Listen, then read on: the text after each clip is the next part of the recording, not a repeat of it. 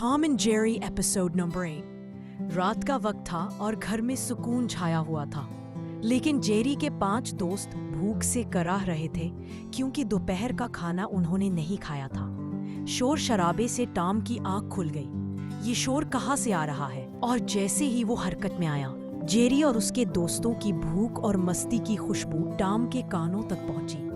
Jerry अपने दोस्तों के लिए खाना तलाश करने निकला और चुपके से किचन में पहुंचा। जैसे ही उसकी नजर टॉम पर पड़ी, दोनों का आमना सामना हो गया।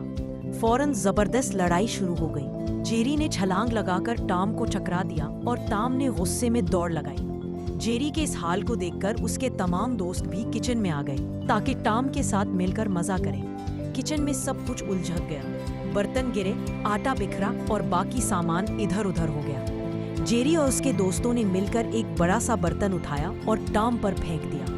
टॉम बर्तन के नीचे फंस गया और अब हरकत नहीं कर पा रहा था। जेरी और इसके दोस्त खुशी खुशी केक और पनीर उठाकर ले गए और मजे से खाने लगे। वो सब हंसते और छलांगे लगाते रहे, जबकि टॉम अब किचन के दरमियान फंस कर रह गया। सुबह जब मालिक किचन में आया तो टॉम की आवाज सुनी, लेकिन टॉम कहीं नजर नहीं आया। आखिरकार मालिक ने एक छोटा सा ढक्कन उठाया और टॉम को वहां फंसे देखा।